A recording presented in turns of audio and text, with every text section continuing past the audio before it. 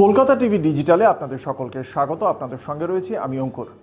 আজ ব্রিগেড ময়দানে শুভেন্দু অধিকারী বিজেপির প্রথম মুখ্যমন্ত্রী হিসেবে এ রাজ্যে শপথ নিলেন এবং সেই শপথ মঞ্চেই এক বিরল মুহূর্ত তৈরি হলো, যেখানে আমরা দেখতে পেলাম প্রধানমন্ত্রী নরেন্দ্র মোদী তিনি মঞ্চে উপস্থিত এক ৯৭ বছর বয়স্ক এক বৃদ্ধের পা ছুঁয়ে প্রণাম করলেন, তাকে জড়িয়ে ধরলেন। এক শ্রদ্ধা এবং রাজনৈতিক সৌজন্যের এক অনন্য মুহূর্ত তৈরি হলো। খুব স্বাভাবিকভাবেই প্রশ্ন ওঠে যে কে এই বৃদ্ধ, যেটা বিজেপির রাজ্য সভাপতি শ্রমিক ভট্টাচার্যও জানিয়েছেন। ওই বৃদ্ধ হলেন শিলিগুড়ির বাসিন্দা মাখনলাল সরকার। কিন্তু তার পরিচয় শুধু বিজেপি কর্মী নয়, জনসংঘের প্রতিষ্ঠাতা শ্যামাপ্রসাদ মুখোপাধ্যায়ের ছায়াসঙ্গী ছিলেন এই মাখনলাল সরকার।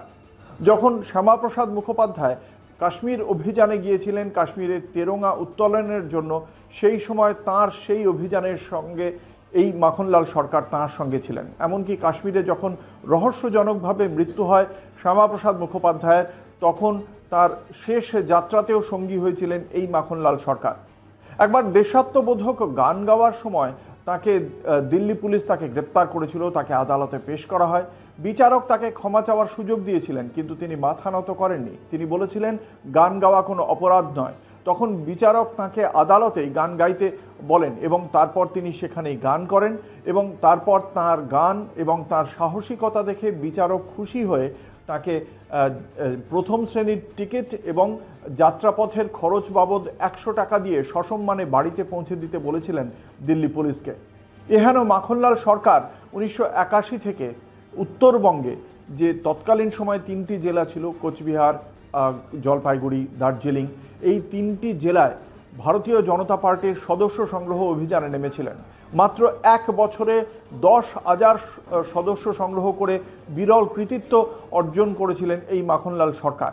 এবং সেই সময় পরবর্তী ৭ বছর ভারতীয় জনতা পার্টির সাংগঠনিক যে নিয়ম, সেই নিয়মকে ভেঙেই কার্যত তাকেই রেখে দেওয়া হয়েছিল ৭ বছর ধরে জেলা সভাপতি।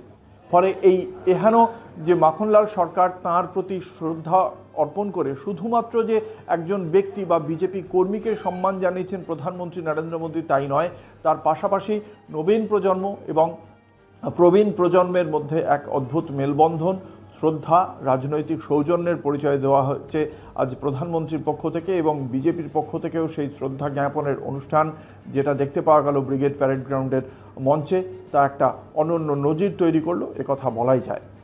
দেখতে থাকুন কলকাতা টিভি ডিজিটাল, রাত দিন সাত দিন।